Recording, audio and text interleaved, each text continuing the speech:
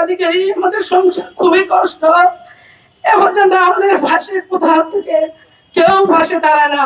আমরা পর্যন্ত আরো একবার প্রেস ক্লাবের সামনে এসে মানববন্ধন করছি কোম্পানি নিয়ে, আমরা কোনো একটা তথ্য পাইনি। আমাদের সন্তান কি দোষ করেছে, আমরা কি দোষ করেছি পাবলিক হয়ে? আজকে আমরা গরিব দেখে আমাদের পাশে উনি দাঁড়াইতেছে না।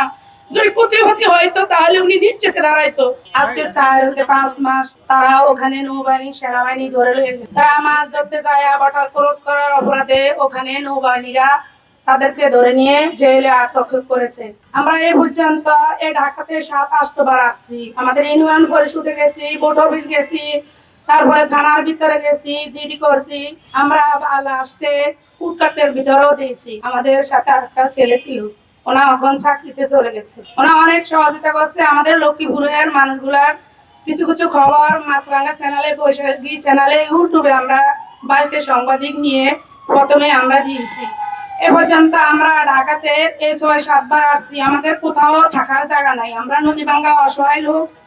রামগতিতে আমাদের বাড়ি, কিছু কিছু বিভিন্ন জায়গার লোক আছে আমাদের। আমার এই 2 ছেলের সাথে মোট 27 জনের মায়ানমার থেকে দরখাস্ত আসছে, বুঝছেন। আমাদের ছেলেরা সাথে ছিল 16 জন। আমাদের নোয়াখালী ছিল 5 জন, রামগতিতে ছিল 7 জন, আর মনে করেন ইয়াতে বোলাতে ছিল 2 জন, তারপরে কক্সবাজারে ছিল 1 জন। বিভিন্ন জায়গার মানুষ, মোট 16 জন মানুষ। আমরা এ পর্যন্ত বহু জায়গায় খুঁজছি, কোথাও থেকে ভালো একটা খবর এখনই আমরা পাই।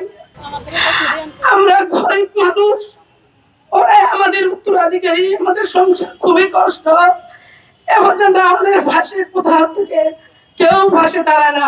আমরা পর্যন্ত আরো একবার প্রেস ক্লাবের সামনে এসে মানববন্ধন করছি কোম্পানি নিয়ে, আমরা কোনো একটা তথ্য পাইনি। লাস্ট পর্যায়ে আবার উনি আমাদের রামগতির মানুষ শুনে আমাদেরকে কালকে থেকে আশ্রয় দিতেছে। আমরা ওখানে থাকি, খাই। আজকে আপনাদের সবার সামনে উপস্থিত হয়েছি। আপনারা দয়া করে মাননীয় প্রধানমন্ত্রীর চোখে নজর রাখবেন, উনি যেন আমাদের গরিবের পাশে যেন দাঁড়ায়। আমরা না হলে ভিক্ষা ছাড়া আমাদের ভাত জুটবে না। আমরা বহু কষ্ট করে এই ঢাকার শহরে 7 বার আসা হয়েছে। আমরা এ পর্যন্ত একটা পরিবার থেকে 80-90 হাজার টাকা শুধু হতে হতে গাড়ি ভাড়া, বিভিন্ন কাগজপত্রে, সোশ্যাল মিডিয়ায় নিচ্ছি। অনেক জায়গায় আমরা খুঁজছি, কোথাও থেকে আমরা ভালো খবর আছো আমরা পাই না।